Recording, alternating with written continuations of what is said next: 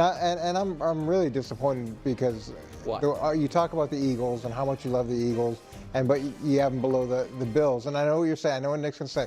But they just lost. They just lost. Well, this is the tiers, not the power rankings. If you want that, go get the USA Today. That's correct. So the Eagles should be above the Bills for some obvious reasons. And a friend of mine once said, defense wins championship. Facts. Right? I mean, this guy's made this like a thing. So let's take a look at where they are defensively.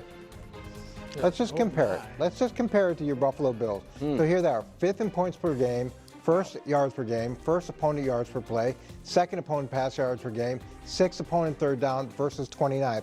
So they've got a huge edge defensively. And then the second thing is, and you talked about it, the running game. So what's going to help support the defense is going to be the running game. So they've got a huge edge there. And not only does that, can we bring up Saquon's numbers and the Eagles running game? 1st, 4th, 1st, and 2nd. So you're able to control the clock. That helps your defense. But what it also does is it keeps the opponent's offense off the field, an issue that the Bills, can't adjust for and don't have anywhere near the edge in either of these two areas. So from a complete team perspective, I would say that the Eagles are clearly above Buffalo. So here's the thing. I understand that argument, but as we get closer to the postseason, here's what weighs heavier than it does certainly earlier in the year. How good's your quarterback? The Bills have that edge. How good's your coach? The Bills have that edge. Not statistically. The McDermott versus Sirianni? Right. Sirianni's out here cooking, man. I know we don't love the guy. Doesn't Sirianni have the best win percentage of up, any it's active right head up coach, there. better than He's Andy not good at Reid? press conferences or player management or strategy. But take those But he wins. But he wins. Okay. Winning games. All right. I I'm think a coach wins. I think he's got the best winning percentage. I think McDermott's better. And then lastly, and this is the one Wilds always has me check on, team vibes. Who has better team vibes, Wilds? Yeah, Bills there or must be Eagles? great vibes don't from know. Buffalo after sneaking by New England. Well, I don't know. They seem I saw them doing the seem Congo pretty. line up Here's there. the thing: they seem pretty happy with the diamond-encrusted chain that the offensive line got Josh Allen that Brew was telling us about. Yeah, with So- Odds are not premature perfect. MVP. And also, I didn't want to bring it up because it feels silly. Moderately small chain. Oh no! I mean, just moderately small though. Maybe that's his style. It was a little. Maybe that's his style. He's a kid from Wyoming or wherever the hell he's from. Look at Jalen Hurts' chain. Well, yeah, I gotta I'm just tell saying, you. Jalen Hurts was out there. I gotta Great tell you. It was point. shiny. Yeah, Jalen Hurts. It was. Great wow. I'm just saying. Jalen Hurts bought that We himself. need to get the Size of the chain matters, Nick. Like, oh, hey, Jeremy. Size of the chain matters. Go ahead. All right, I'm Okay. with Coach. Let's that's funny. We can't pick teams based on the size of their chain. Is that your chain? What song was that? Is that your chain? 20 inches. That's how long it hangs. I forget what song it was. Something like that. And then it was like, does your chain hang low? I don't remember. But anyway, okay. Let's focus. Not on chains. So yeah. I don't think it needs to be, are the Eagles better than the Bills conversation, because when I did it, like, obviously I know that defense is legit. I'm trying to get to the numbers here. Well, that's the rushing now. Right there. Obviously the defense is better. It's no question about it. It's obviously not even up for debate one bit, and I don't think that there's a strong sense. It's one thing if we were talking about, I think you can kind of look at this more through the lens of like offense and quarterback play when we talk about like, yeah, he's really good during the regular season, but how about during the playoffs? And this is like, there's no sense that would happen for the Eagles. Like, sure, could they get beat? Could they give up points in the playoffs when they're playing better teams? Like, yeah, of course, but that's the same for every single team out there. There's no strong sense of like, Lamar plays really well during the regular season, but he can't handle, like, you just don't get that sense unless there was some sort of like big track record that Fangio just gets torched in the playoffs and gets out coached and gets tight and is afraid to blitz or blitzes too much or, one of those types of things.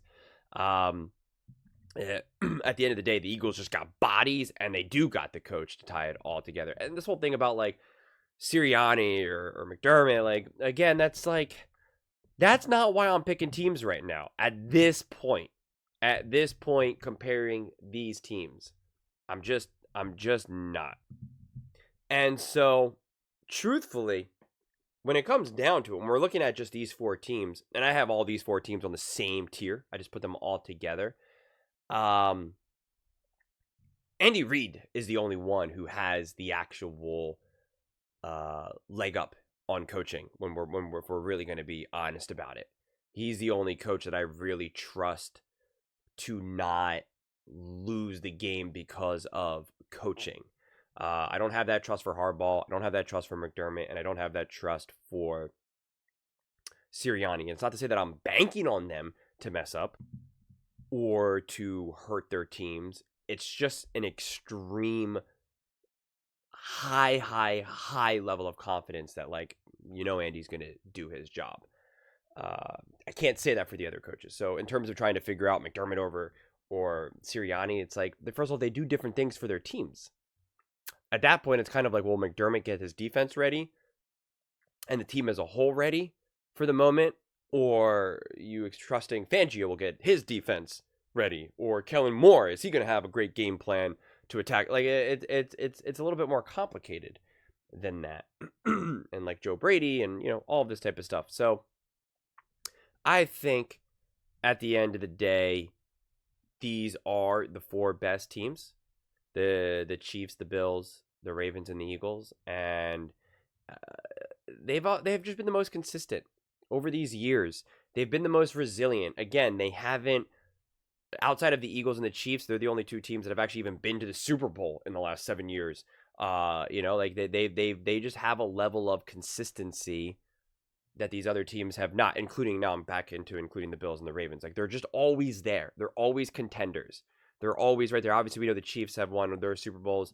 The Eagles have won the Super Bowl, and then went to the Super Bowl obviously in 22. And so they're just always right there, all 4 of these teams. And even a team like the Bengals, this is kind of a great example, because the Bengals were like there and then they weren't.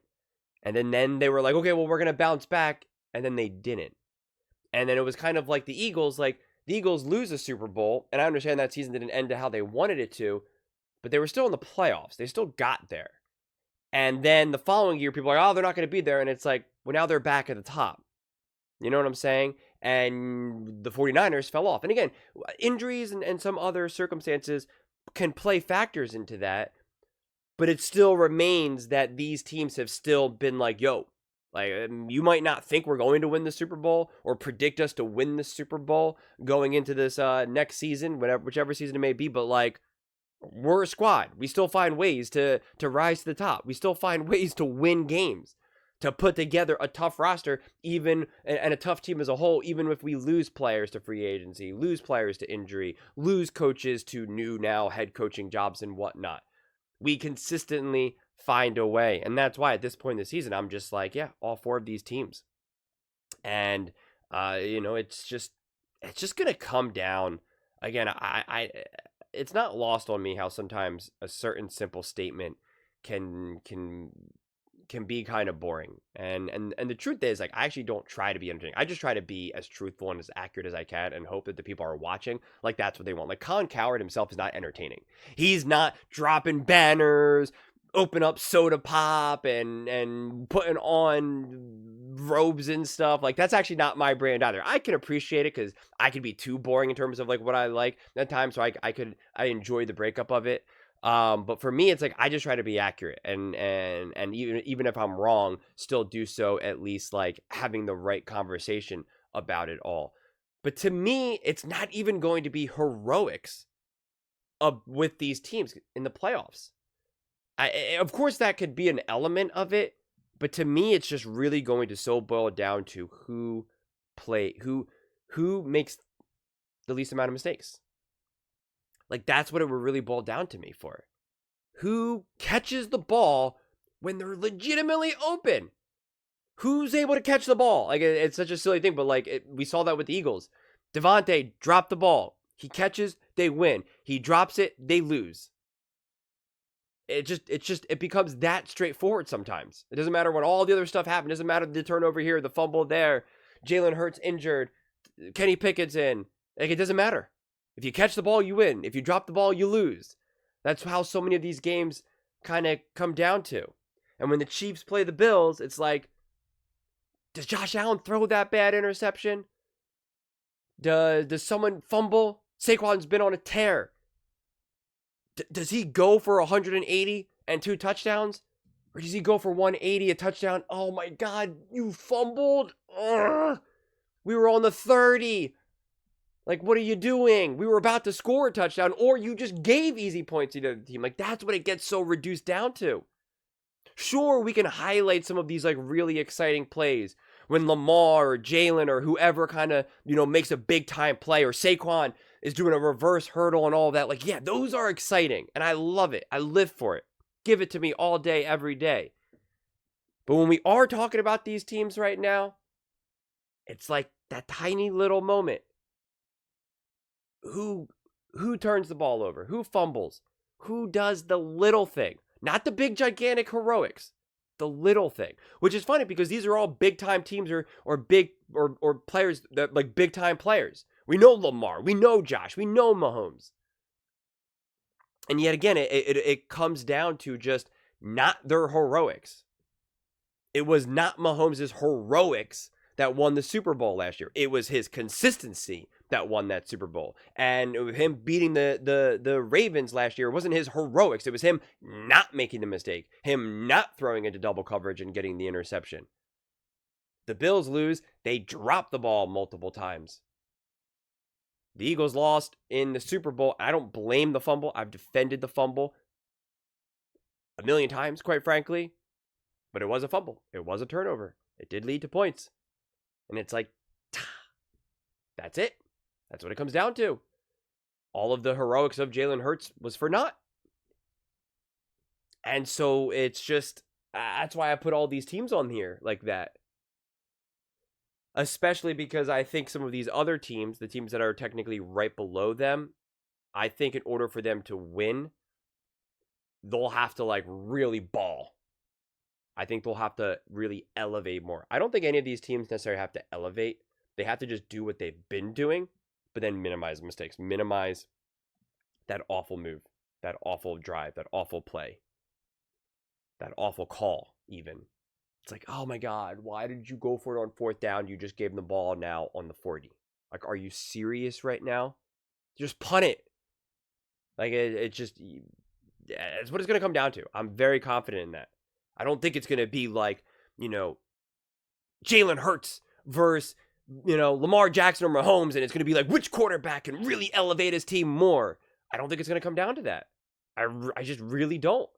I think no matter who's playing who, their quarterbacks or teams are going to make plays. It's who doesn't make the play. That's what it comes down to. So that's why I got all these teams really equal. I have no problem, obviously, raising the Eagles. And I get what Nick's saying about the quarterback and all of that type of stuff. I think the Eagles are the better team for sure. And I think they've actually proven to be a little bit more resilient in a way than the Bills. But I do believe in all of that momentum and energy behind Josh Allen. I think it's undeniable that the locker room is going to have just an insane amount of belief in Josh Allen, and they obviously are very much behind Josh Allen, more so than I think the Eagles are behind Jalen Hurts. And I don't think that it's necessarily a wrong thing, because I think the Eagles are definitely more of a unit as a whole, whereas the Bills are more led behind Josh Allen. And it's not always easy. I mean, it's almost never easy to win that way. It really is kind of like the old Golden State Warriors kind of motto when they won the one year, strength in numbers, strength in numbers. That was really their rallying cry. And I think that's kind of very similar to the Philadelphia Eagles. It's strength in numbers, strength in numbers. And again, you look at the Ravens and they're very much behind Lamar Jackson and Derrick Henry. And I think the Chiefs probably closer to the more strength in numbers, not so much because they have as many dominant people as, say, the Eagles have, but because their floor is just so much more elevated that it's like, hey, we don't need you to be a superhero. Again, we just need you to do your job. Just when we ask you to do something, if you just do it, even just at an average level, it's fine. Yeah, that other team can maybe reach a higher peak, but because they're able to reach that higher peak, they can also dip. We don't dip. We wait for the other teams to dip, then we pounce. That's what we do. That's what's been their approach all season. So It's a shame that one of these teams isn't in the NFC, so we can't just get like NFC Championship game, AFC Championship game. Let's go. But you know, still gonna be great. But those are just my thoughts. I'd absolutely love to hear yours. What do you guys all think about the Philadelphia Eagles being too low under the Buffalo Bills? Do you think they should be top 2, top 3, top 1? Do you think it's fair where they are? Do you agree with me that I just put all 4 of these teams together? Let me know in the comments below. I read every single comment, so whether you agree with me or disagree with me, either way, let's get in some discussions. Let's get in some fights. But ultimately, let's just have some fun. And please do consider subscribing. We're building an amazing community here, and I absolutely love to see you part of it. I want to build something that we all genuinely feel connected to. Something that we're really excited to be part of. I think we're on our way to doing it. Please don't forget to give this video a thumbs up, as it really does help with the visibility and the algorithm. Thank you so much, and see you next time.